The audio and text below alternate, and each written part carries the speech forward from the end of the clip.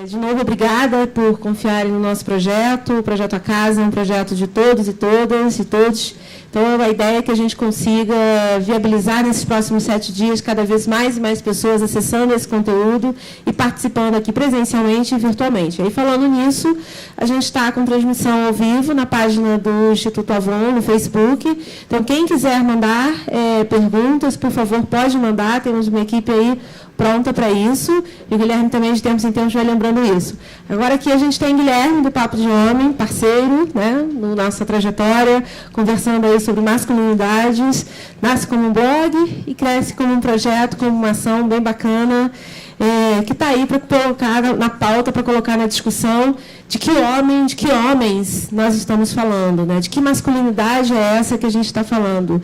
Porque a gente sempre volta no assunto masculinidade tóxica, mas não é essa mais só. A gente tem muita coisa aí pela frente. Eu acho que o papo hoje vai ser bem bacana aqui. Obrigada, Guilherme, por aceitar também essa parceria e o desafio de estar aqui com a gente. Tá bom? Obrigado pelo convite, Sandra. Obrigado por abrir o espaço, Dani. Boa tarde, pessoal. Eu queria convidar quem está no fundão para vir para cá, porque está com tanto espaço vazio. Não? Mas pode fazer de pertinho também. Bom, pessoal, a ideia aqui é muito simples. Eu pensei nessa uma hora e pouco que a gente tem, abrir um pouco do que a gente tem usado no Papo de Homem nesses 12 anos. A gente completa 12 anos dia 6, que acho que é quinta-feira? Não sei. Quinta-feira, né? 12 anos. Então, o que a gente tem aprendido, o que a gente errou, o que a gente observa, quais são as linguagens, abordagens e ferramentas mais eficazes. E, para isso, eu tenho alguns slides de apoio, mas eu acho que um formato que pode conversar, que pode funcionar, é ser mais diálogo aberto. Então, eu vou meio comentando algumas telas como se fosse DVD, versão do diretor, sabe? Por que isso está aqui, o que eu vejo que faz isso funcionar. E queria convidar todo mundo para me interromper e falar quando achar que faz sentido, para a gente ir mais conversando do que eu passando telas. Até porque quem quiser as telas depois, eu compartilho, não tem muito mistério. Então é isso. Estou muito feliz de estar aqui. De novo, obrigado pelo convite, por fazerem a casa acontecer. Um primeiro gancho que me vem é o seguinte. Semana passada eu estava com a Dani em um painel e estava lá a Elizabeth, que é a líder do Comitê de Igualdade Racial aqui da Casa Mulheres do Brasil. Antes de entrar no nosso debate, ela falou assim comigo que estavam cogitando, talvez, fazer alguma coisa que envolvesse homens na Casa Mulheres do Brasil, mas talvez não, que era um pouco polêmico, que não fossem respeitar lugar de fala, o protagonismo, que interromper muito. E estava um pouco esse debate assim. E eu virei e falei com ela, nossa, eu acho que pode ser muito construtivo. E eu acho que ela fez uma cara meio assim, eu acho que não, mas ela ficou em silêncio. Então, eu acho que esse é um bom gancho para a nossa conversa hoje. Será que pode ser construtivo a inserção de homens no debate da equidade de gênero? De que modo? E quando que tem risco? E quais são os riscos e problemas? Acho que é um bom gancho. Então, vamos lá.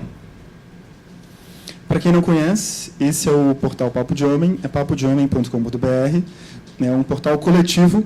A maioria dos textos são voluntários de homens e mulheres do Brasil inteiro que escrevem sobre temas que acham importantes, e a nossa equipe editorial ajuda a editar, a preparar esses conteúdos. Então, em resumo, é isso. Nós somos parceiros da ONU Mulheres no Brasil, a gente é membro do comitê Eles por Elas, ajudando a própria ONU a pensar estratégias e linguagens mais eficazes. E, até onde eu sei, a gente foi o primeiro veículo de mídia signatário dos princípios de empoderamento das mulheres. A gente ficou super orgulhoso disso. Essas são imagens do que a gente tem feito ao redor do Brasil presencialmente. Eu gosto de mostrar para dizer que a gente não está preso ao online. A gente não fica sentado numa cadeira, vendo dados, telinhas e divulgando coisas. A gente se encontra com as pessoas há 12 anos. Aqui são fotos da primeira edição do Pai, que o André estava. Estou ali no cantinho, ali, ó. Cadê você? Ali, ó. É você aqui, né? Isso que eu ia falar, você emagreceu. Como é que é o encontro, Pai, os desafios da paternidade atual.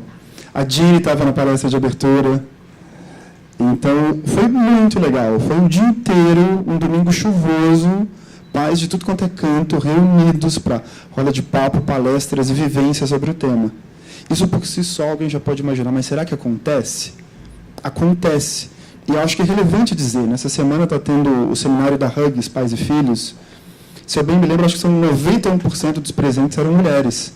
Tem meia dúzia de pais, né, que estavam lá, não sei se vocês estavam, mas pouquíssima gente, eu também não estava. Então, esse foi o Pai 1, ali uma roda de conversa com diretores de RH na Bloomberg.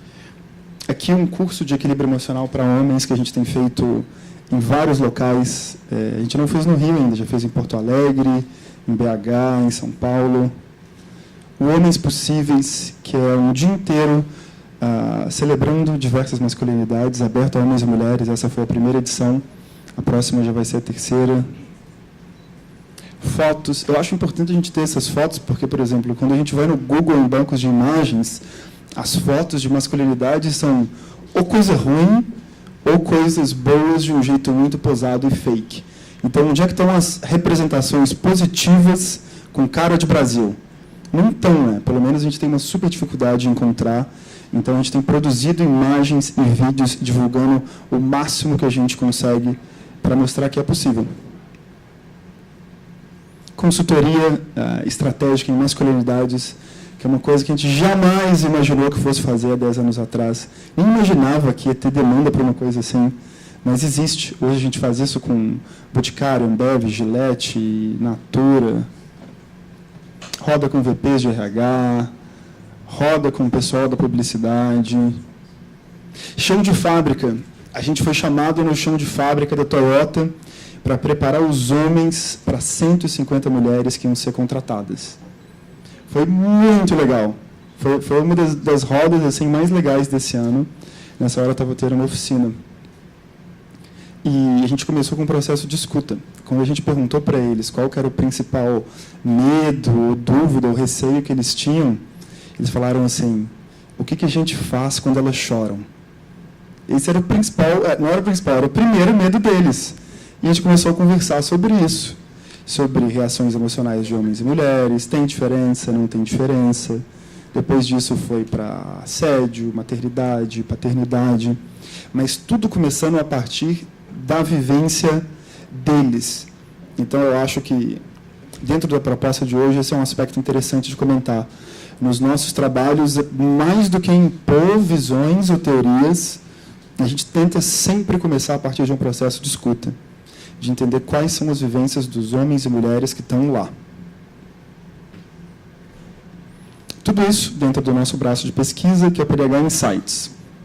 Então, nas apresentações visuais, a gente faz uma rodada assim: pessoal, o que será que é machismo? E todo mundo dá palpites. Acho que eu não preciso fazer isso aqui. Todo mundo dá palpites diferentes, a gente vê que as visões não são tão iguais. Todo mundo fica assim: mas eu achei que era isso, eu achei que era aquilo outro. Aí a gente sugere, olha, uma definição que a gente sugere, que não encerra o tema, mas que a gente tem usado bastante, é um sistema cultural baseado na crença da superioridade do masculino sobre o feminino. A gente faz a mesma coisa com o feminismo.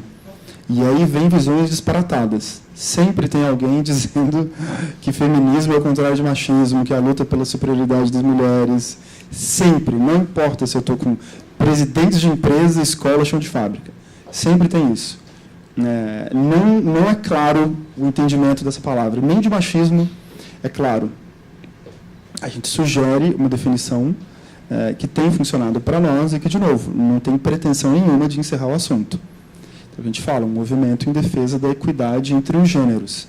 O que já lança o gancho para a gente entrar em equidade.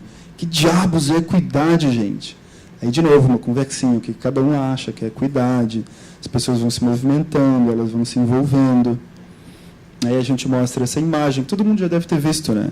Os diferentes apoios, incentivos. Mas isso, quase sempre, quando a gente mostra, dá um momentinho, tipo, então não é um exército de mulheres lutando contra a gente? São caixotinhos, a gente tentando se apoiar? As pessoas, que ótimo! É verdade, gente. E a gente mostra dados também, para deixar claro que não é mimimi. Então, diferença de escolaridade, como tem progredido de 95 para 2013. A gente vê que, por exemplo, as mulheres, mesmo estudando mais, ganham menos, a gente vê que a mulher negra está estudando mais do que os homens negros, a gente vê que a mulher branca está estudando mais do que todo mundo. Inclusive, nos países desenvolvidos da ONU, elas já estudam mais do que os meninos, se formam mais, entram mais na faculdade. Os dados de renda. De novo, isso pode parecer óbvio para a gente, mas nos locais onde a gente tem ido, não é. Eu estava conversando com a Antônia, a gente é muito chamado como bombeiro, para ir conversar num local em que ninguém está conseguindo acessar, ou com pessoas que, não quero falar. Não quero falar de machismo, não quero falar de feminismo, não quero falar de gênero. Então, eu acho esse desafio super fascinante. Como conversar sobre gênero com alguém que não quer conversar de gênero nem amarrado. Eu acho fascinante. E essa relação é muito comum, né? A gente faz, às vezes, uma roda assim, e as pessoas chegam para a roda com uma cara de bunda. Assim, em especial, se são só homens, tem alguns que estão animados, mas tem vários que você vê que eles não estão felizes de estar ali. É o time de RH, o time de diversidade que sugeriu que eles fossem, e eles foram. Mas eles não estão exatamente felizes. Tá?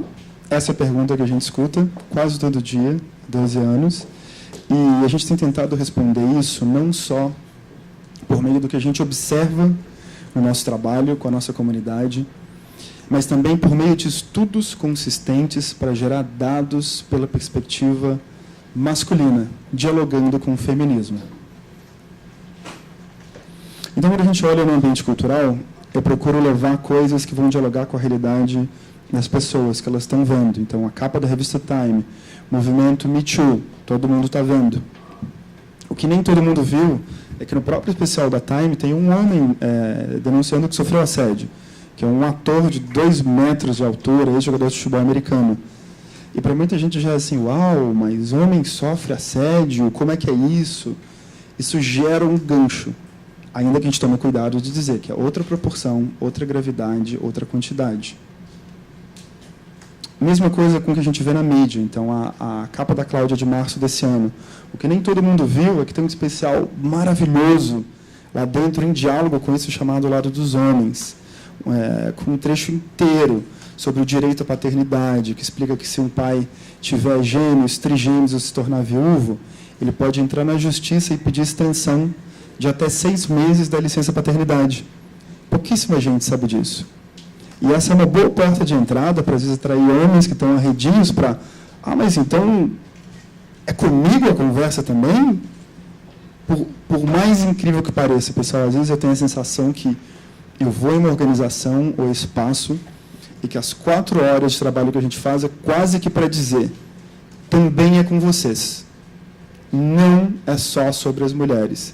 É uma conversa sobre direitos, deveres, ganho de escolhas e liberdade para todos e todas.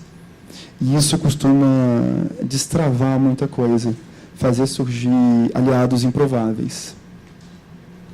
Crescimento do movimento de paternidade, matérias sobre como os meninos estão sendo criados, isso está crescendo demais. Tem cada vez mais mães que nos procuram, perguntando, o que eu faço com os meninos? E vira e mexe, elas dizem assim, eu já entendi com as meninas o que é para fazer. Mas com os meninos, não. Então, esse é um grande tema. E eu vou passar agora o trailer do documentário que a gente fez, baseado na pesquisa com 20 mil pessoas que rodou o Brasil, que acho que metade da sala já deve ter visto, ou mais. Mas daí todo mundo viu, então eu vou passar.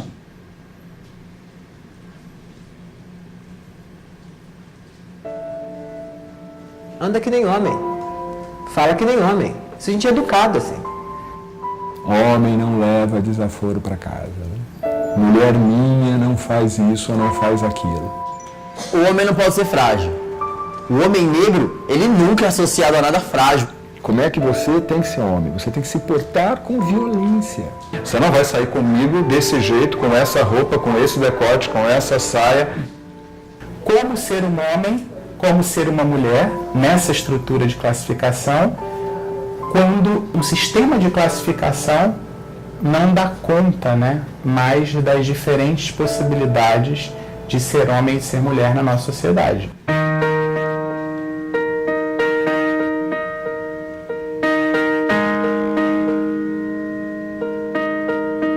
A questão era fazer fazer ele entender que ele não podia fazer isso comigo, porque para eles era comum, eles conversam das meninas assim.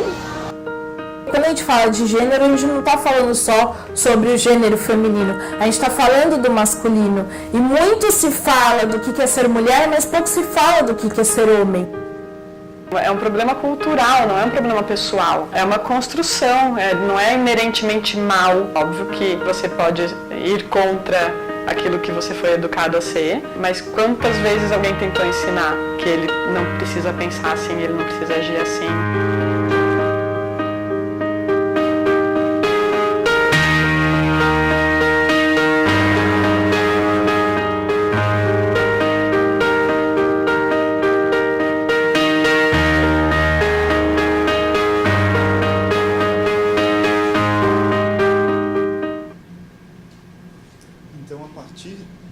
A partir dessa pesquisa, a gente levantou uma série de informações, dados e gatilhos de transformação que a gente tem usado para conduzir treinamentos no país inteiro, e a gente tem aberto isso para quem quer que peça. E a gente levantou uma série de coisas super interessantes conectadas, algumas das principais tensões e padrões usuais da masculinidade. Por exemplo, quantos homens em cada 10 têm dificuldade de falar sobre seus medos e dúvidas até com seus melhores amigos? Não vale falar quem já viu, porque muita gente já viu aqui. Quantos em cada 10, pessoal? 10. Eita! Algum outro palpite? 9.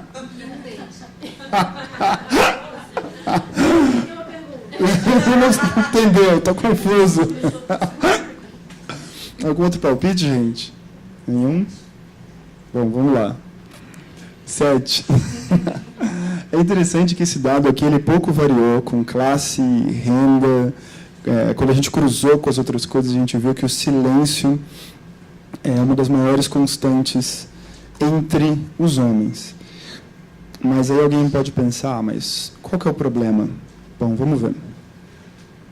Quantos homens em cada 10 gostariam de cuidar melhor da própria saúde? 6. 8. Algum outro palpite? 10. Eu gostaria de cuidar melhor da minha própria saúde. 8 em cada 10. E aí a gente vai amarrando com outras coisas. Por exemplo, os homens no Brasil vivem 7 anos a menos do que as mulheres, em média. Se conecta, dentre outras coisas, aí menos ao médico. E está menos dentro do território de autocuidado. Quantos em cada 10 não gostariam de se sentir responsáveis pelo sustento financeiro da casa?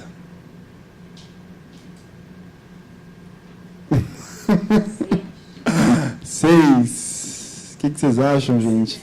10. O que os homens acham? Os homens presentes na sala, produção, André, 8. 5. E esse aqui eu achei super interessante, né? Porque relata um pouco essa tensão, esse processo de mudança. Então, tem muitos homens que já querem mudar, mas não podem. Tem outros que não queriam, mas foram jogados nessa situação. Se eu bem me lembro, são 40% dos lares que já têm como principal provedor as mulheres. Esse dado, né?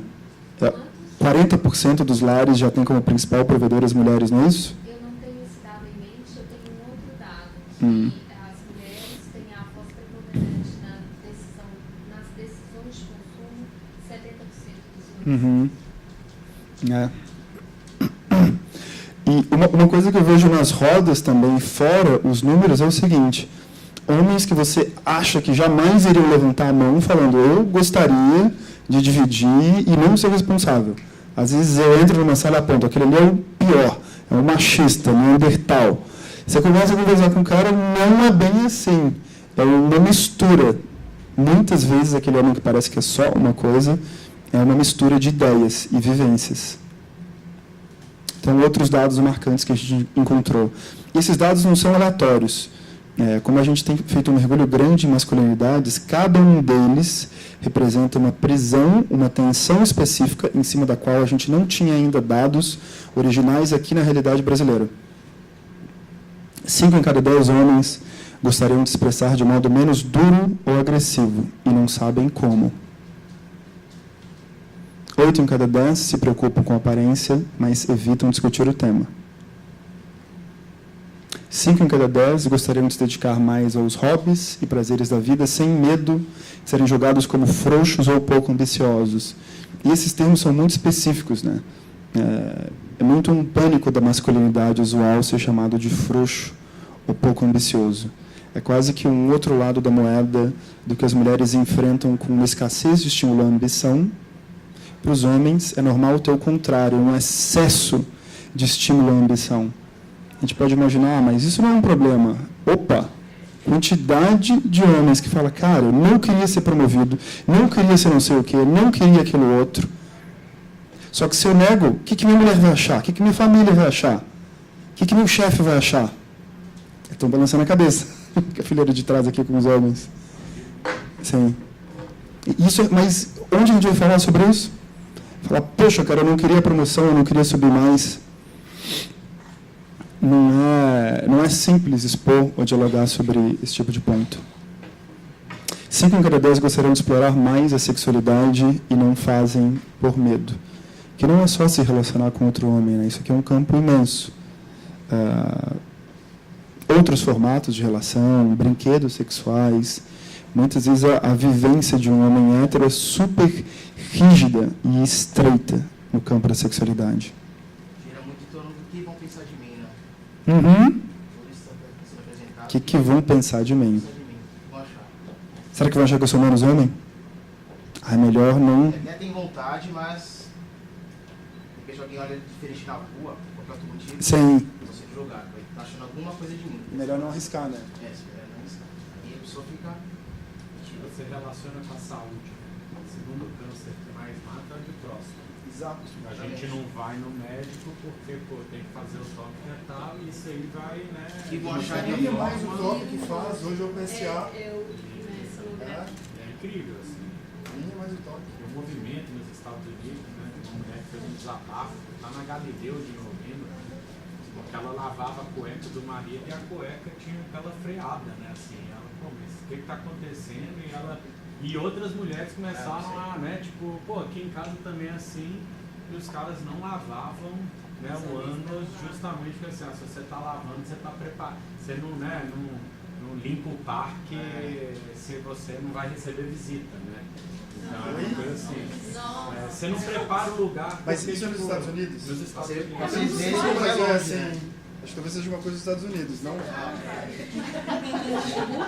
que é uma discussão interessante. Não, é porque é uma coisa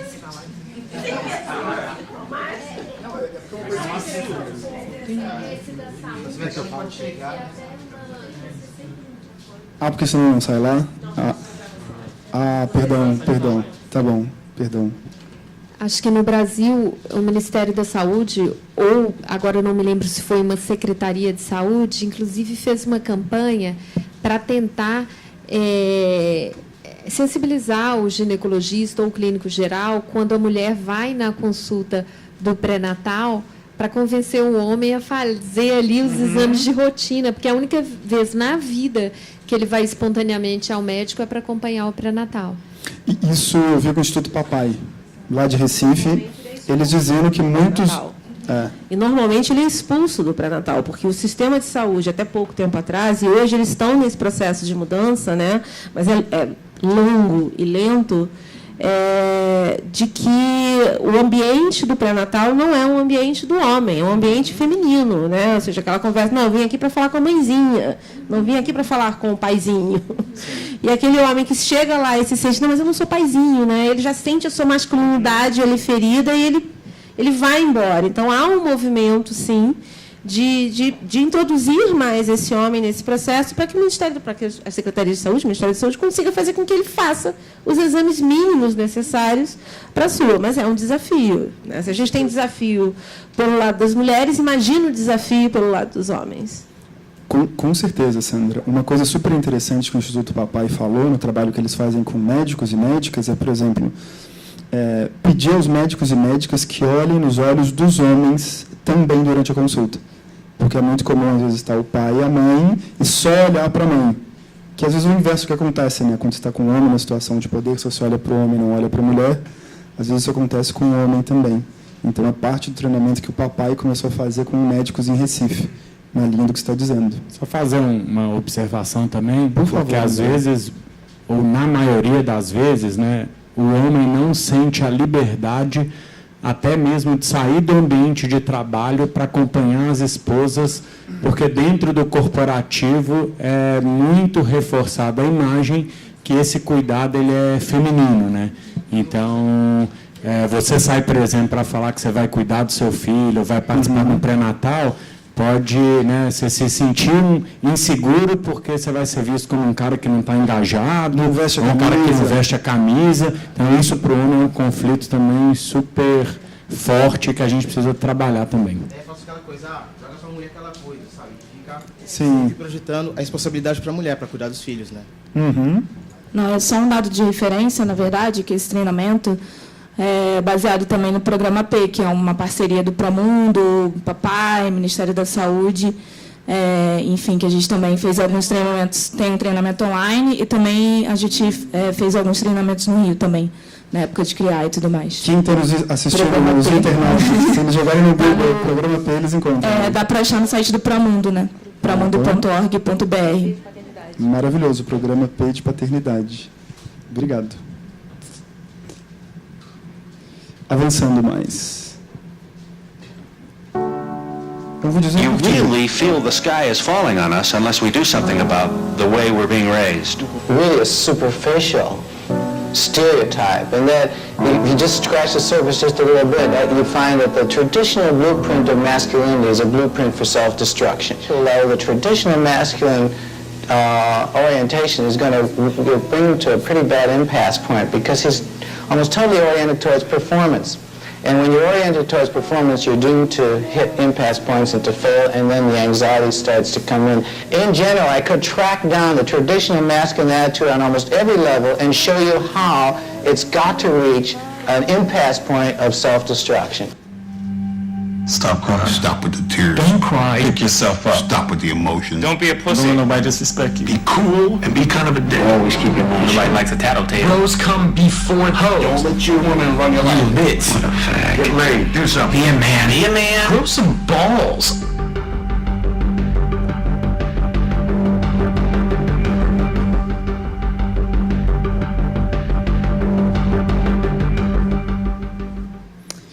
Aqui nesse vídeo a gente fala em 75 porque é a data na qual foi gravada aquela entrevista. E o autor do livro, que foi publicado em 75, ele comentou na reedição de 2009 que não mudou tanta coisa em relação ao masculino e aos homens. Que a gente vê as mulheres avançando maravilhosamente, e ele se coloca como favorável às mulheres e o feminismo, mas os homens e o masculino não. E surge essa questão que ele coloca muito claramente, né? O mapa da masculinidade tradicional como um mapa para a autodestruição, um mapa orientado para a performance, obsessão com performance. Como é que a gente desmonta isso? Aí a gente tem uma porta de entrada para a conversa sobre equidade de gênero que conecta com praticamente qualquer homem. Porque se a gente vai falar de pressão, de performance, é muito fácil ele conectar com a vivência dele, a criação dele, e a partir daí a gente construir uma trilha para chegar na conversa sobre equidade. Isso desemboca nessa noção super simples e visual, que é da caixa do homem. Então, dentro está tudo que é usualmente esperado. Eu não sei quem é essa pessoa, não sei se ela existe, se existir eu quero conhecer. Não deve estar feliz, não, mas eu quero conhecer. Não deve ser alguém feliz, deve ser alguém tenso, mandíbula travada. E fora está aquilo que usualmente a gente não quer escutar. Então, fracote, mulherzinha, criado pela avó. A gente não precisa de uma teoria, de um livro para aprender isso. Isso vem muito rápido. Desde pequeno a gente já vai entendendo, tendo exemplos do que é e do que não é para nós. Igual quando eu estava numa roda de pais, que é um exemplo comum que eu uso, Uma mãe falou que o filho pediu uma mochila lilás. Ela deu. Ele foi para a escola. Fizeram piada com ele. Ele voltou e falou: aqui, mamãe, não quero mais usar. Ele entendeu que lilás não é para ele. Ponto. Ele já entendeu. Então, essas mensagens vão chegando muito rápido para a gente. Isso pode criar uma estrutura um pouco aprisionante. Então, eu quero passar mais algumas outras coisas que a gente tem usado na nossa fala, para depois fazer a parte abrindo bastante o código. Quando a gente vê suicídio, são quase 4 vezes mais os homens do que as mulheres no país. Os homens de 15 a 30 anos morrem mais ou menos 4 vezes e meia mais do que as mulheres de causas não naturais. Se for um homem negro, vai para umas 10 vezes mais. São 96% da população carcerária.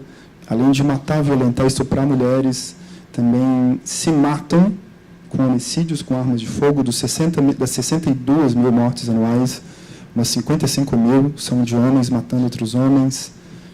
A maioria jovens, negros. Em prisões tem uma ausência grande de figura paterna, ou figura paterna tóxica.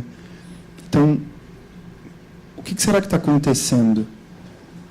Uma perspectiva que a gente tem aberto para diálogo, para conseguir conversar mais, é essa. A gente sempre se refere, ou pelo menos é mais comum, se referir aos homens como gênero no poder.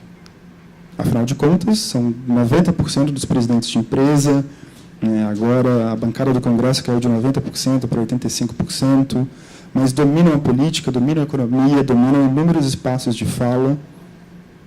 Ao mesmo tempo, lotam cemitérios, lotam prisões, lotam extremos subterrâneos da sociedade. Então surge essa visão que é um gênero de extremos. Isso foi proposto a primeira vez numa conferência nórdica sobre equidade de gênero na década de 90. Não é uma invenção nossa. Mas a gente achou muito interessante essa perspectiva. Porque o que a gente está falando aqui, na verdade, é sobre discutir masculinidades no plural. Do mesmo jeito que a gente tem feito com o feminino, com as mulheres, enxergar a multiplicidade das mulheres, como que a gente pode estender esse mesmo olhar para os homens e para o masculino? E não conversar sobre os homens com base em clichês ou generalizações. Porque o dano é, se a gente só usar os clichês, a gente não vai mais conseguir se conectar. A nossa linguagem não vai mais funcionar. E eu acho que isso já está acontecendo um pouco. É muito comum, você não só vê isso na web, escutar relatos de pessoas ativistas, homens ou mulheres, dizendo: não consigo falar, não vão pessoas diferentes nos meus encontros, não estou conseguindo furar a bolha. Como é que a gente fura a bolha? É a partir de visões como essas que foram concebidas coisas como os grupos reflexivos, que são bases de trabalhos para transformar homens condenados pela Maria da Penha. Por exemplo, a Gabriela Mansur, que está com o time aqui, é uma das referências nacionais nesse campo. E o trabalho feito com esses homens vem a partir de uma visão ampla do feminino e do masculino. Esses homens vão discutir o que é o amor, o que é ser homem, o que é ser mulher, o que é o afeto, vão passar por vivências, vão assistir vídeos. Eu fiz a formação no Instituto NOS para aprender como fazer isso também. Eles não são colocados numa cadeira para alguém ficar apontando o dedo para eles e acusando eles. Eles vão passar por um processo de responsabilização que vem dentro de um processo maior de acolhimento e afeto. E se eu só enxergar o homem como um potencial abusador, uma pessoa violenta, uma pessoa tóxica, eu não consigo nem conceber a possibilidade dele se transformar. E eu acho que aí tem uma raiz muito grande de como fazer um trabalho com alguém que não quer conversar sobre isso. Eu enxergo possibilidade de mudança nessa pessoa ou não? Eu confio que ela pode mudar assim como eu ou não? Porque se a resposta for não, se lá no fundo a minha resposta for eu não confio, eu tenho raiva, talvez eu não consiga ajudar essa pessoa a se transformar. Eu não estou dizendo que não pode ter raiva, porque cada pessoa tem um fronte diferente, uma área diferente. Mas se você estiver se propondo a ajudar alguém a se transformar, e se a partir de uma visão interna de raiva e de não confiança no potencial humano daquela pessoa, eu não acho que vai funcionar. Não acho mesmo. E quando a gente começou a olhar para quem está pensando nisso, nessa perspectiva de transformação das masculinidades, a gente foi procurar outras coisas. Por exemplo, a gente viu um levantamento de que em língua inglesa existem hoje 900 programas acadêmicos estudando o gênero com foco nas mulheres. Quantos vocês acham que esse levantamento relatou que existem estudando pela perspectiva masculina?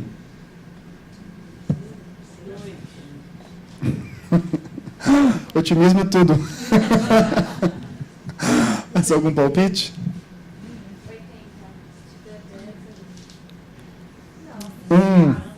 Financiado por mulheres. Um programa financiado por mulheres. E, de novo, gente, óbvio que não é cabo de guerra. Mas se a gente não estiver olhando em profundidade para o masculino, como é que fica o diálogo? A gente entende tudo das mulheres e os homens. É meio óbvio, né? Eles querem dinheiro, sexo, futebol. Não gostam de escutar a gente falar, não abaixa a tampa do vaso, não tem empatia, que desastre. É óbvio que não vai funcionar. Isso desemboca em coisas como, por exemplo, convite em cima de convite que às vezes a gente recebe.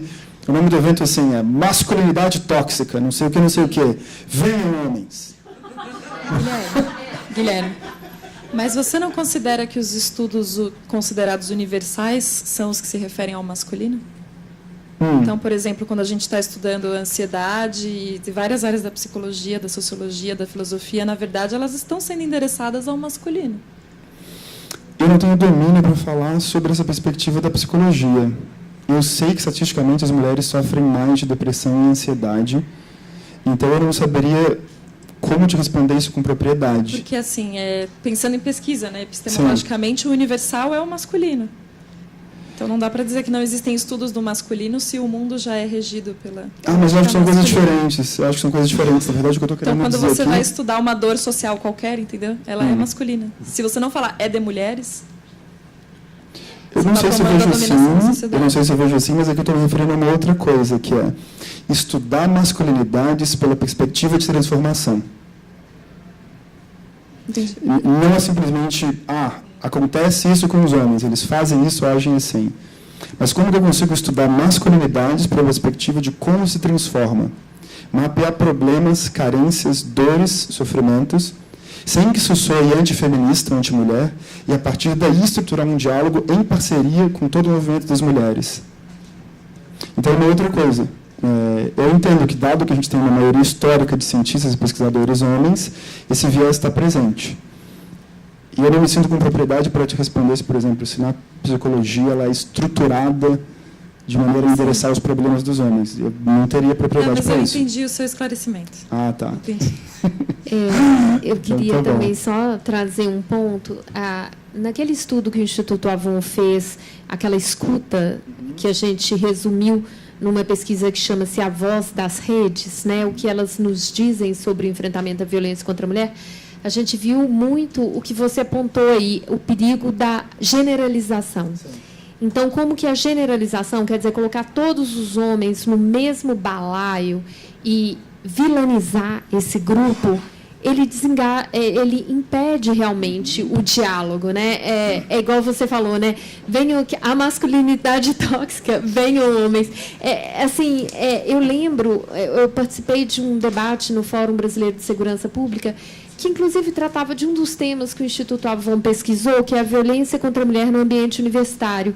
Só tinha mulher. E tinha uma estudante jovem, e ela falava num tom de voz bastante exaltado, e eu Sim. entendo as razões dela, mas ela quase gritava: a gente sempre fala para as mesmas, a gente sempre fala para os convertidos, por que os homens não vêm aqui? Mas erguendo a voz... E, para mim, a resposta é... Sim. Por quê? Repara por quê. Né? E, assim, tem essa questão, sim, da generalização, né? De colocar todos os homens nessa posição do vilão. Não ajuda a compreender, não ajuda a engajar os homens, né? Eles são, claro, parte desse problema que todos nós nos defrontamos com ele, mas eles são parte importantíssima da solução e a gente precisa conversar. Com certeza. Concordo. Eu acho que a gente tem que partir do princípio que estamos falando de uma sociedade patriarcal. Estamos falando de uma sociedade masculina, por princípio, né? Ou seja, e nós estamos falando de uma sociedade agora, nesse cenário, nesse mundo, nesse século, que é assim, estamos falando de algo milenar. Partindo disso, é natural que esses espaços de fala e esse lugar de fala sobre o gênero feminino, sobre a construção do feminismo, e é extremamente importante que, por muito tempo, as mulheres tenham tido esse lugar de fala, porque não era um lugar de fala que era permitido a elas. Então, é muito importante que esse lugar de fala das mulheres continue existindo. Eu acho que o que a diferença hoje, e o desafio hoje, que a gente, e não é de hoje, quando você, por exemplo, o Promundo estuda isso há 21 anos, o Papai está aí há 19, 20 e poucos anos, o Instituto Nous antes também, e várias outras organizações. Eu tenho notícias de mais estudos de acadêmicos que têm como foco os homens. Acho que o desafio de hoje é como é que a gente inclui esse assunto, esse papo de homem, nessa conversa. Como é que a gente, de forma paralela e também conjunta, a gente começa a introduzir e a trabalhar com os dois lados, porque a gente chegou no impasse, a gente continua há décadas, há séculos, falando as mesmas coisas, as mulheres pedindo as mesmas coisas, exigindo as mesmas coisas, e a gente vê isso, aumenta. A gente conversa com as empresas, né? As empresas têm aí, sei lá, a meta é em 5 anos ter 25% de diretores, gerentes mulheres. Mas há 50 anos atrás não era isso? Há 30 anos atrás não era isso? Como é que essa meta não... Então, assim, a gente já chegou no limite. Então, fazer essa virada e incluir os homens nessa conversa é o grande desafio, né? E tem inúmeras frentes, tem inúmeras possibilidades. Em alguns momentos, você precisa ser, sim, mais radical. Você precisa, sim, ser mais, porque a gente está falando sobre, alguns momentos, homens violentos, homens que vêm de uma trajetória de violência, mas, em outros, a grande maioria, não. Então, como é que a gente traz isso para a pauta? Então, eu acho que esse lugar de fala dos homens e esse lugar de fala das mulheres são legítimos, mas são batalhas que são... não batalhas, talvez, mas são trajetórias que precisam ser diferenciadas, mas que precisam, em algum momento, se encontrar. Sim. E eu acho que a gente ainda não chegou nesse ponto. A gente ainda precisa achar essa convergência. Eu concordo demais, Sandra. E eu acho que isso está sendo construído em espaços como esse aqui. A gente está literalmente tentando costurar isso agora. Construindo ponte. Qual é o seu nome? André. O André. Eu sei que eles estão envolvidos com grupos de homens, etc. Eles vão levar alguma coisa para lá. A Jane com grupos de mães. Então, as coisas vão indo assim. Agora, eu queria fazer um gancho com uma coisa do começo. Na tela, quando eu pergunto o que é feminismo, é muito comum também escutar várias mulheres dizendo é uma defesa das mulheres, dos direitos das mulheres. Mas só das mulheres, não da equidade também? Não tem nenhuma ponte que se conecta com todos os gêneros? Porque se a gente fala que é só das mulheres, aí os homens gravam, não é sobre a gente. E aí, quando vão conversar com ele num lugar chamado masculinidade tóxica, que tem a foto de um cara batendo na mulher, eles falam, eu nunca dei um soco na minha mulher, não é comigo. Ele simplesmente faz uma conta e fala, não é comigo. Por que ficam falando comigo, como se eu fosse um cara que dá soco nas mulheres? Eu nunca dei soco em ninguém, eu era ruim de bola, eu que apanhava. Eu não estou defendendo ele, eu estou meio que dizendo o que está se passando ali dentro. Ele fala, cara, isso não é comigo. Por que estão insistindo em falar comigo dessa maneira específica? Porque eu acho que também é desconstruir o que é violência. Porque a violência não é só a física, né? E eu acho que essa é uma das grandes batalhas que a gente traz. Por muito tempo, a violência contra a mulher é se ele bateu, ele é violento. Não, se ele chamou de burra, se ele chamou de gorda, se ele pegou o dinheiro dela, se ele proibiu ela de usar o cartão de crédito, se ele proibiu ela de sair, isso é violência também. Então, como é que a gente vai desconstruindo aquilo que nos foi ensinado? Exato. Então, é um desafio posto.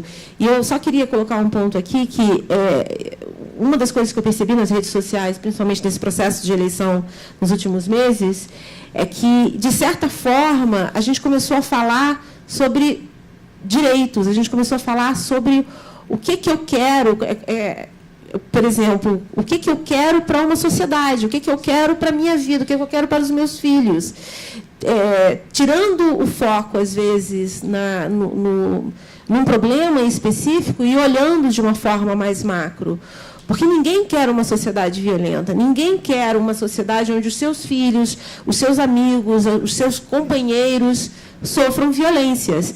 E aí eu estou falando sobre muita coisa, estou falando sobre violência de gênero, estou falando sobre outras violências que também nos acometem todos os dias.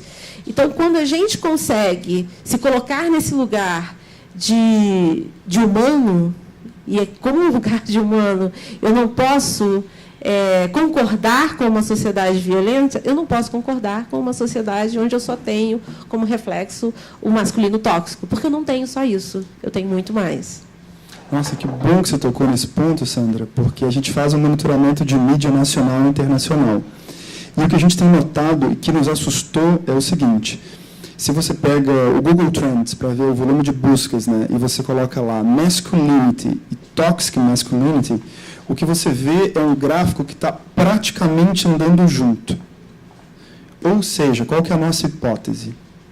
Que a discussão sobre masculinidade está se tornando uma discussão que parte da masculinidade tóxica.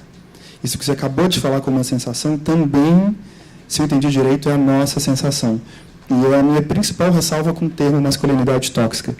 Eu tenho sentido ele ser usado de uma maneira muito sensacionalista, em especial pelo jornalismo. Quase nunca vejo ser explicado o que é e o que não é masculinidade tóxica. Então, o termo simplesmente é jogado a rodo. E um engano muito comum que eu vejo surgir então significa que o masculino é tóxico.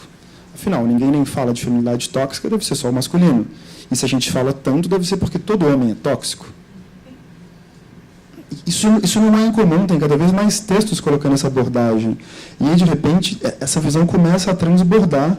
E você vê pessoas que não conseguem ver o homem sem sentir raiva, ou que não conseguem confiar.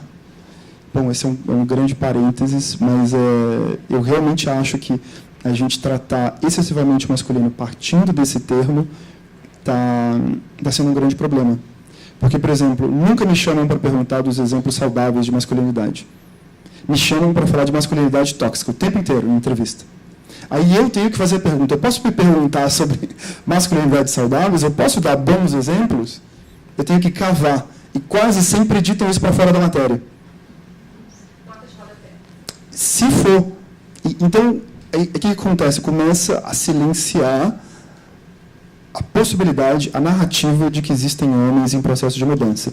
E quando alguém cita um exemplo positivo do masculino, é exceção. Aí você vai rebater, não tem dados. Aí você fala, mas eu não sou assim, nem todo homem.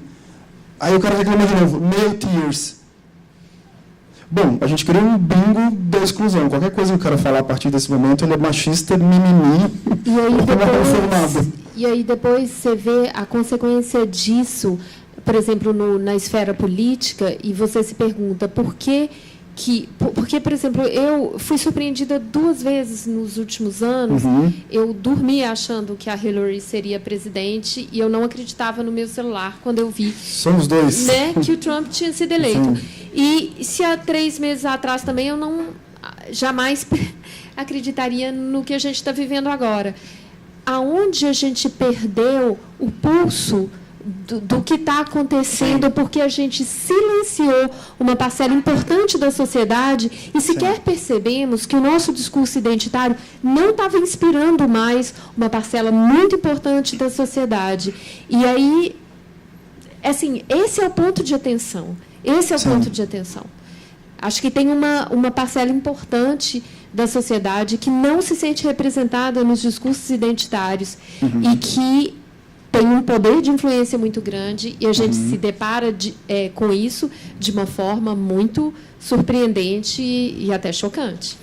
E uma coisa, dialogando com o que você falou, Dani, por exemplo, em várias rodas que eu vou, se eu vou fazer um workshop de uma manhã ou uma tarde, no começo, eu não me apresento como alguém que vai falar de machismo, feminismo, patriarcado, ou gênero, ou alguma coisa assim. Eu vou falando de maneira tão reta e simples quanto possível. poxa, como é que homens e mulheres podem cultivar relações mais amorosas, construtivas, saudáveis? Não quer dizer que eu nunca uso os termos, mas é que eu vou vendo o momento de usar cada termo em cada contexto específico.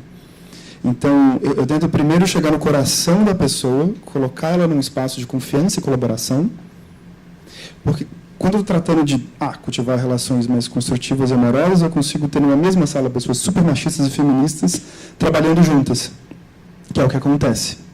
Isso, assim, perdi a conta de quantas vezes eu botei super machistas declarados, super feministas, para trabalhar juntos e criar e pensar ações, mas é uma outra linguagem, porque se eu já entro na sala dizendo aqui está o grupo dos virtuosos, aqui está o grupo dos atrasados evolutivos, então cada contexto, cada local tem usado uma linguagem, uma abordagem, uma ferramenta. Eu queria fazer uma colocação. Eu concluí há uma semana um curso chamado Tempo de Despertar. Foi a primeira edição do curso de capacitação, que é um curso que faz a ressocialização dos autores de violência doméstica. O Gui foi um dos professores.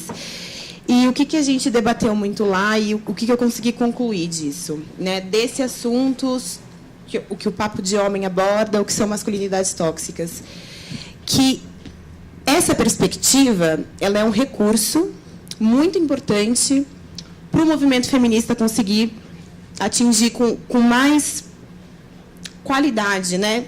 A gente conseguir atingir de uma maneira compacta, com embasamento que, de fato, vai mudar a sociedade nas pautas que nós temos. Nós somos uma somatória, né, de tudo que já aconteceu na nossa sociedade. A nossa sociedade atual, ela é herança da época da Inquisição, que queimava mulheres, que sempre subcolocou e subqualificou as mulheres, não reconhecendo o trabalho doméstico como uma atuação de fato válida, né, de diversas perspectivas. E essa abordagem, ela é importante, né, para o movimento feminista, porque quando a gente se recusa a conversar com os homens, futuramente a gente vai se frustrar pelos frutos que a gente não colheu, pelos debates que nós não tivemos. E eu acho que essa chavinha ela está precisando ligar na cabeça da gente coletivamente. Não adianta excluir. Eu sei que a gente escuta muito absurdo, né? Nessa época de eleição foi a época dos absurdos, né? Ouvimos absurdos de todas as naturezas. E é muito difícil, cada um recebe isso de uma forma, mas também é muito importante nós permitirmos que isso venha à tona. Porque a pessoa ela pode não falar para você, mas se está dentro dela, o dia a dia dela vai ser pautado sobre isso, né? O homem, quando ele agride uma mulher, quando ele comete um ato de violência, boa parte das vezes é porque ele não quer mais conversar, ele não quer mais argumentar. Ele não tem uma conexão com o meio interior dele, que consiga linkar na cabeça dele uma saída para aquele conflito que não envolva violência. Ele vai usar da força física para pôr fim àquela situação. Então, se a gente quer ensinar para os homens, porque é questão de aprendizado, né? E isso conta também com a vontade da pessoa de querer aprender, que não pode bater, não pode estuprar, não pode mexer na rua, não pode humilhar. Mas se a gente quer modificar isso, é conversando com os homens, né? E não é através de cobrança, eu não enxergo isso como uma cobrança. Eu vejo isso funcionando como se fosse um convite. É um convite à reflexão, né? É conseguir acessar um ponto de transcendência dentro de cada pessoa, com muito cuidado, com muito zelo, né? O nosso sistema não foca nessas coisas, o nosso sistema é capitalista. O foco da sociedade está em outras áreas, não está essencialmente no social. E isso é uma coisa vai puxando a outra, uma coisa vai puxando a outra. Então, eu acho que é um recurso. Isso que o Gui traz para a gente debater é um recurso muito importante. Tem que estar na televisão, tem que estar na mídia, e não de uma maneira sensacionalista, né? De uma maneira embasada e estruturada. Quer comentar alguma coisa, Sandra? Quero dois pontos. Dois pontos assim, que eu trago da sua fala, assim. Eu acho que tem uma coisa que, quando a gente fala sobre essa desconstrução, essa construção, né? Porque não é só uma desconstrução, você desconstrói para construir algo, né? Porque a gente está falando sobre normas sociais, a gente está falando sobre algo que naturalmente na nossa sociedade, a mídia, a nossa família, a escola, todo mundo nos disse que é assim que é. Qual é o papel de um homem, qual é o papel de uma mulher, e isso não se discute. Então, a partir do momento que você traz para a pauta discussões como essa, com Papo de Homem, outras organizações trazem para a pauta, o Instituto Avon, e inúmeras outras, você passa a desconstruir essa norma e a repensar como você vai seguir para o futuro. Então, acho que é bom a gente lembrar isso, que não é algo aleatório, é algo que a nossa sociedade construiu, e não é essa sociedade, isso não é só referência a uma sociedade capitalista. Em quase todas as sociedades, nós temos o homem, os papéis do homem e os papéis das mulheres muito bem definidos. Esse eu acho que é um ponto importante. E o outro é que, durante esse processo agora das eleições, eu me lembro de um texto que eu vi no Facebook de um jornalista, que ele falava assim, as pessoas falam muito que nós estamos vivendo uma sociedade, estamos agora vivenciando e vislumbrando uma sociedade fascista. E ele falava uma coisa que era bem-vindo ao meu mundo, porque a gente já vive isso há muito tempo. A única diferença é que agora não é tão mais vergonhoso falar sobre isso. As pessoas saem do seu lugar de conforto. Não, eu não vou tocar nesse assunto, eu não vou falar mais sobre isso, eu não vou pôr a minha posição fascista, ou a minha posição antidemocrática, a minha posição, seja ela qual for, para fora, porque antes isso era meio que visto como um tabu, como uma questão. Agora não, ele pode falar, ela pode falar, ele pode, inclusive, ele é validado nessa fala. Então, nós não estamos no momento em que essa sociedade, isso que está acontecendo é aleatório. Isso é um processo, é uma construção. E tem a ver com a forma como hoje todos nós continuamos e batalhamos nos nossos projetos, nas nossas ações. Então, eu fico sempre com medo da gente classificar isso como um momento atual. Isso é uma construção das últimas décadas. É uma pena que a gente tenha chegado a esse ponto de novo, mas é uma construção. O Dé, acho que ele quer colocar alguma coisa. Eu vou só passar os últimos slides, pessoal, para a gente conversar em cima disso, que aqui eu vou abrir um pouco o código. Tá. Que a gente tem feito, é só para dar um relato mesmo assim, pessoal, né, em relação a como essa construção é forte, porque até os meus 32 anos de idade, eu tinha entendimento que eu vivia uma vida que ela era natural, que eu tinha os meus papéis, que eu tinha que ser o pegador, que eu tinha que curtir futebol. E eu cheguei a comemorar, inclusive, quando a minha esposa ficou grávida e o filho era homem. Porque o homem tinha aquela coisa assim, meu primeiro filho é homem, né? Tipo, e era algo assim, extremamente machista. E eu sofri um acidente, eu fiquei viúvo, e aí me vi num papel que não era um papel masculino. E aí, então, eu comecei a rever um monte de aspectos na minha vida que eu fui percebendo o quanto essa masculinidade ela realmente é tóxica. Mas não defendendo a visão do homem, mas essa construção, que é uma construção feita de homens e mulheres, né, ela efetivamente coloca a gente num estado que é um estado muito tóxico. Por isso que eu tenho esperança quando a gente vê o dicionário de Oxford, que soltou agora que a palavra do ano é tóxico, e a gente vê ela associada à masculinidade, eu penso que são os homens começando a entender isso de uma maneira didática, não que talvez ele esteja vivenciando, mas tipo assim, cara, o que é isso? Por que isso está sendo falado, né? Então eu vejo como algo que pela primeira vez a gente começa a ter esse interesse para poder entender isso de uma maneira, né, menos dramática, por exemplo, de aprendizagem na dor e tal, mas alguma coisa que está sendo mais consciente, assim, né? Mas é muito difícil para nós homens a gente sacar isso, porque a construção, né, e aí a gente repete padrões que eles são inconscientes, né, porque a gente aprendeu dessa forma, porque a gente cresceu vendo dessa forma, né? Então, assim, a maioria da minha geração, as relações com os pais, e por isso que o movimento da paternidade está sendo transformado, que é uma relação muito dura. Seu pai não te abraçava, seu pai não falava eu te amo, né? Era aquela coisa mais rigorosa, porque ele tinha que passar uma imagem de fortão, de aguento o tranco e tal. Então, assim, eu tenho bastante esperança que a gente está num momento muito legal, e eu penso que as mulheres têm que ter abertura também dentro desse cenário, né, dessa perspectiva, para efetivamente evitar essa generalização de entender que é algo como se fosse proposital. Às vezes é algo que o homem ele repete um padrão que ele nem mesmo está tendo consciência do mal que ele está fazendo, principalmente para ele mesmo, né? Eu também estou entre os otimistas. Sobre o termo masculinidade tóxica, eu continuo tendo minhas dúvidas, porque eu não acho que a masculinidade é tóxica. Eu acho que homens podem ter comportamentos... Eu vou te dar a minha específica, porque eu não vejo muita clareza ou consenso. Para mim está ligado a comportamentos desnecessários, violentos, agressivos, comumente observados em homens. Então, traduzindo isso, um homem bater com um bastão de ferro na cabeça de outro num estádio. Para mim é um exemplo de masculinidade tóxica. Um homem querer dizer o que a parceira dele vai vestir ou não. Para mim é um exemplo de um homem exercendo a sua masculinidade de maneira tóxica. Um homem que decide beber até cair na festa da universidade ou da firma porque ele é o que bebe mais. Para mim é um exemplo de um homem exercendo a sua masculinidade de maneira tóxica. Então eu prefiro traduzir em exemplos e pensar como se fossem camadas de uma cebola desnecessárias que ninguém precisa, que a gente pode entrar em acordo que ninguém precisa.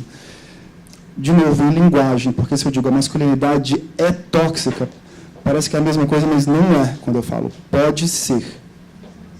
Porque senão eu estou dizendo que tudo que foi feito pelos homens até hoje veio com o vírus do tóxico. Uau! Nossa Senhora! Eu acho que não. Eu sinceramente acho que não. Então, acho muito importante dizer o que é e o que não é. E fora dos círculos que já apoiam essa discussão, eu não estou vendo o termo ser bem recebido. Estou vendo o termo gerar bastante ressentimento. Eu vou em locais que são completamente fora dessa bolha e esse termo não está funcionando. Esse termo não está nem perto de funcionar. Então, eu acho que ele pede mais cuidado. Pede mais cuidado. É bom que, no mínimo, ele venha explicar junto de o que é, o que não é, e de exemplos positivos. Porque se eu só narro o que é tóxico, o que é o bom? Ah, não, talvez tudo seja tóxico, e o bom é a exceção. E fica essa mensagem. Eu acho que é um pouco do que está acontecendo. E, de novo, eu acho que ainda tem um outro colateral, que é imaginar que as mulheres nunca podem ser tóxicas, porque a gente nem discute isso. Então, de um lado, tem os homens, que se você distrair, eles vão violentar alguém.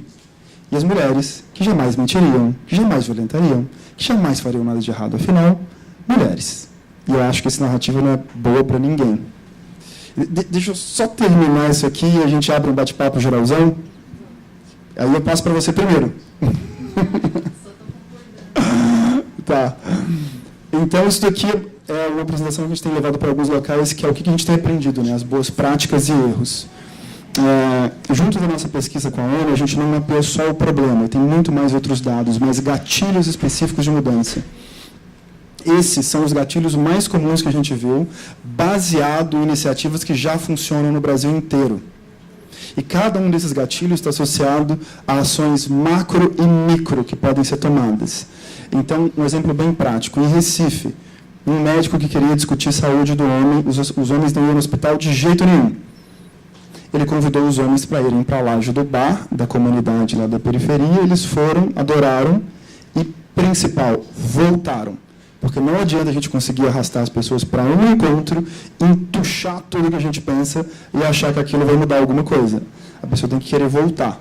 Então, esse é um exemplo de afeto com acesso a espaços seguros e de acolhimento. Para homens.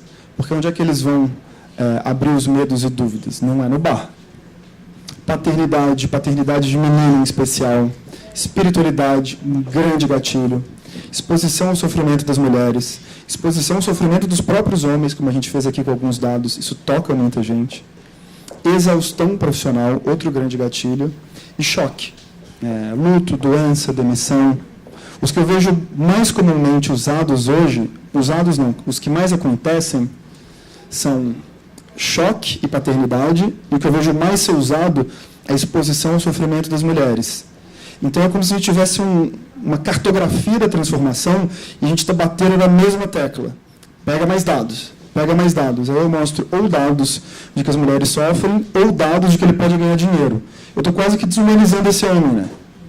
Então, bom, se você não empatizou pela dor das mulheres, vê aqui que você vai ganhar dinheiro, porque a sua empresa vai lucrar mais. Poxa vida!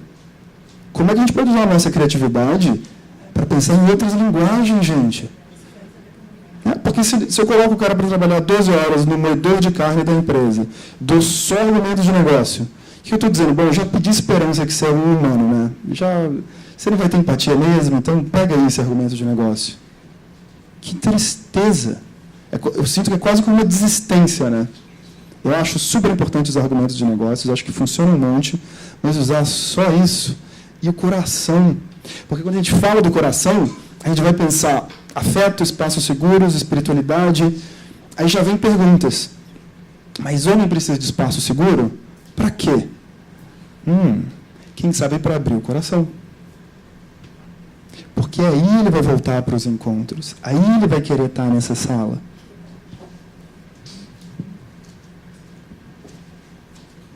Essa aqui é uma frase da Tatiana do Pramanda que me marcou muito, que eu escutei há alguns anos. Precisamos tomar cuidado para não alimentar perpetuamente máquinas de empoderamento e cuidado das vítimas, sem entender os agressores como pessoas que necessitam de apoio para se transformar. Me tocou muito. Então, como é que a gente faz? A nossa etapa 0 é o diagnóstico de trabalho, quando alguém nos contrata. Então, onde estamos, quais os entendimentos, quais os problemas específicos, onde aquela organização está. Aí a gente faz um primeiro momento, que é a sensibilização. Então, a gente vai levar mensagens básicas. Equidade não é só sobre as mulheres. Se os homens são parte do problema, eles são parte da solução. Mas eu não vou ficar repetindo essas frases. Eu vou fazer um pouco... 5 minutos. Ah, não, gente. Pelo menos 10. Aí a gente trata um pouco do que eu fiz aqui no começo. Aquilo ali é um pouquinho o processo de sensibilização. Porque abre homens e mulheres para uma perspectiva de encarar masculinidades de um jeito construtivo. Em seguida, a gente vai para o aprofundamento. A gente monta uma série de workshops, ou percursos, ou encontros presenciais ou online. Esse ano a gente foi no White Martins 9 vezes. A gente começou fazendo um piloto no Rio de Janeiro, depois a gente rodou o Brasil, depois a gente fez uma cocriação. Aí os homens e mulheres da empresa decidiram que queriam fazer um workshop para os maridos, pais e filhos das funcionárias da empresa, porque elas não conseguiam articular em casa. Aí a gente fez. Foi incrível. Agora a gente está discutindo a extensão da licença paternidade na empresa de 5 para 20 dias. Todo mundo já ficou assim, mas isso é equidade também? Pô, o máximo, que legal. Mas também vai aumentar a maternidade. Isso tudo vai criando uma mensagem mais clara e palpável de parceria. Porque um e outro vão ver, tem um avanço seu, tem um avanço meu. Entendi. Fica mais fácil de traduzir. E, em seguida, a gente trabalha com continuidade, que é formar agentes de mudança. O que eu quero dizer com isso? Nesse último workshop do ano que eu fiz na White Martins, tinha 14 homens na sala. Depois de 4 horas, eu perguntei, quem aqui gostaria de aprender a conduzir uma roda como essa, voluntariamente? Independente, sem ganhar nada. Quem quer aprender? Dos 14, 10 levantaram a mão. Isso é o que me interessa, pessoal. Onde é que a gente vai formar esses agentes de mudança? Homens e mulheres. Porque hoje a gente tem escassez de espaços para a transformação dos homens e uma escassez maior ainda de pessoas para trabalhar com isso. Profissionais. Então, fotos do que a gente tem feito. Sensibilização, as rodas, Banco do Brasil, o presidente falando que achou muito legal, a gente fazer uma ação construtiva no Dia do Homem, numa empresa de energia, mais rodas, na Gerdau. Esse encontro foi maravilhoso, porque tinha de estagiário a diretor, de pessoas super machistas a pessoas super feministas. Foi um dos mais legais que a gente fez. Essa aí era a parte de trabalhar em conjunto, em grupos misturados. Aprofundamento, isso foi na usina Itaipu, na fábrica da Toyota, na White Martins. Isso é só para vocês verem que eles, de fato, ficam empolgados. Aqui eles estavam criando soluções práticas para cuidar de gênero avançado dentro da empresa.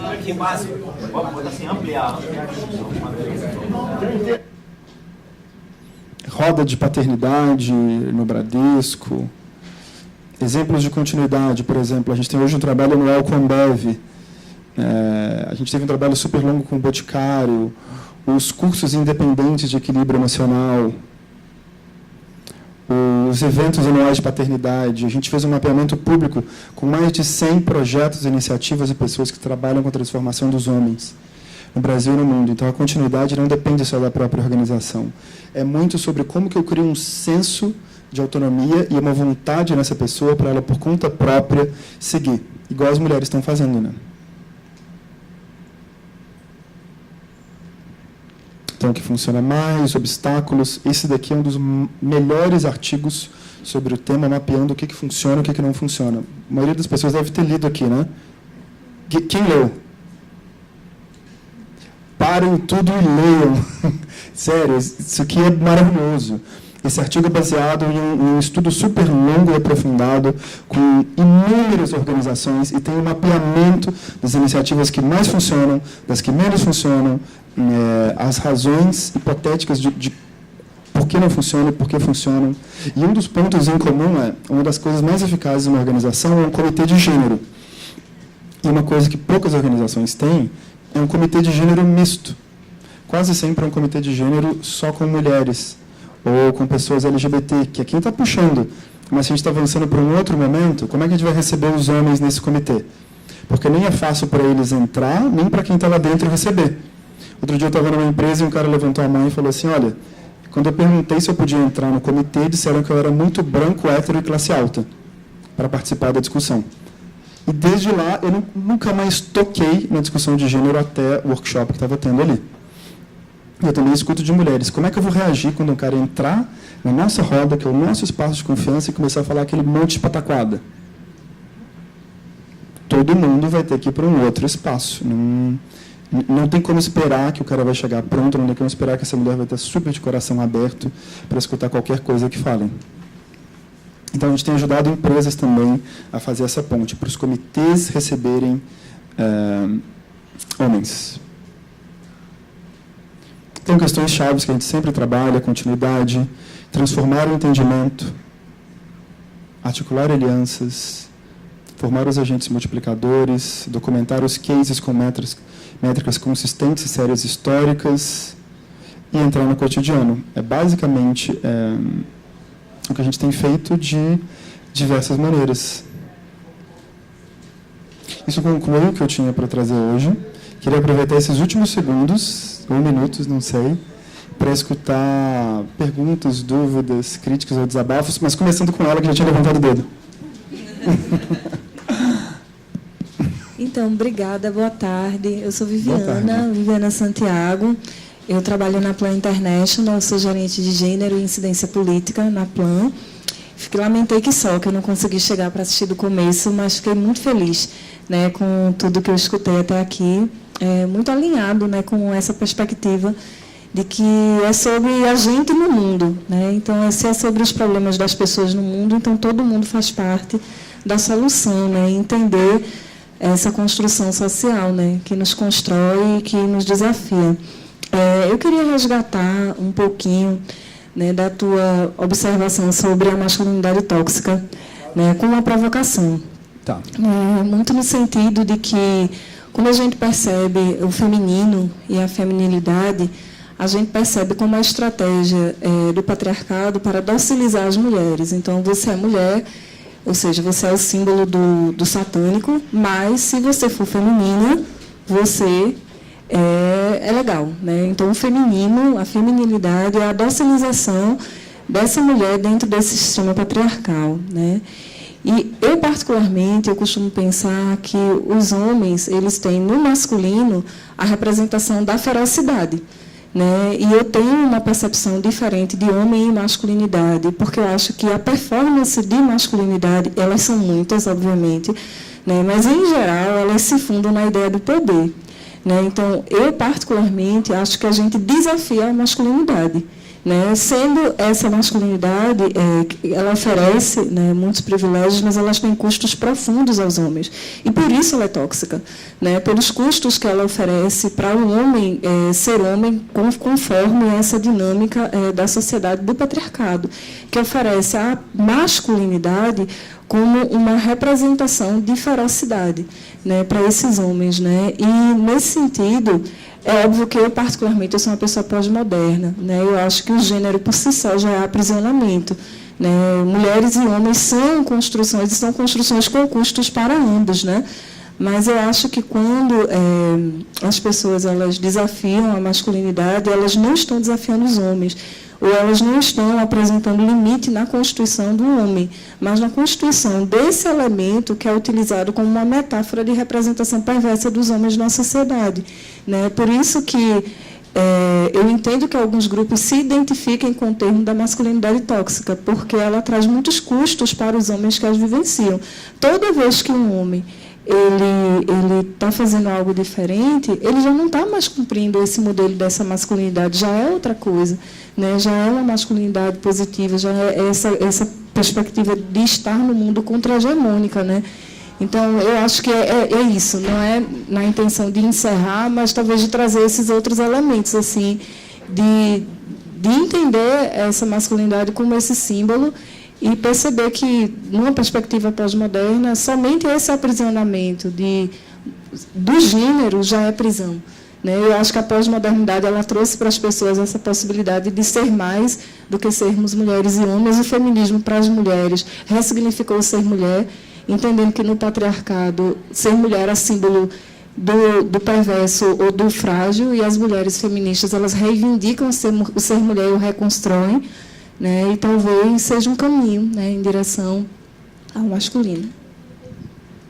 Viviane, obrigado pelo comentário. Eu creio que eu entendi e tem vários pontos, então eu vou tentar pensar uma parte sobre o aspecto de masculinidade tóxica. A gente fez um artigo sobre o tema no PDH há uns 3 anos. A primeira linha é assim: criticar as masculinidades é diferente de criticar os homens. Quando a gente está falando sobre masculinidade tóxica, a gente não está dizendo que todos os homens são tóxicos. E a gente tentou fazer esse artigo, divulgar ao máximo, por conta da quantidade de interpretações equivocadas que a gente via. Mas de lá para cá eu não estou vendo as interpretações equivocadas diminuírem. Eu estou vendo só crescer a noção de que os homens são tóxicos. Então eu fico curioso também, nesse sentido de conversa, de perguntar, na sua visão, você considera que feminilidade é tóxica também? Eu, particularmente, eu entendo a estratégia do feminino como uma perspectiva de dizer, tem mulheres e mulheres femininas, né? E quando eu entendo o movimento do patriarcado de construção desse feminino, esse feminino é o aprisionamento, né, dessa mulher nesse molde patriarcal. E aí o que acontece? Como tudo é disputado. Então, muitas mulheres, principalmente as mulheres do sagrado feminino, elas reivindicam esse feminino, né, de dizer assim, é como as pessoas, né, de origem judia, que elas dizem assim, não, pois eu tatuo meu punho porque eu reivindico. Isso que você fez comigo, eu reivindico para mim. Mas isso já é ressignificação, né, porque, por origem, essa é a definição. O feminino é a domesticação da mulher. Aí muitas mulheres elas vão dizer assim, eu sei que foi criado assim, mas eu ressignifico. O feminismo é minha profunda conexão comigo mesma, e isso não significa a submissão. Mas é o termo sendo disputado, né? Mas você acha que a feminilidade pode ser tóxica? Eu acho que ela pode ser tóxica no momento que ela é imposta, né? E ela não dá margem para o respeito a outras formas de expressão, né, da subjetividade de mulheres. Nem todas as mulheres elas vão desenvolver, ou elas vão ter uma performance, né, de feminilidade, nem por isso elas deixam de ser mulheres e não deveriam ser subjugadas por isso.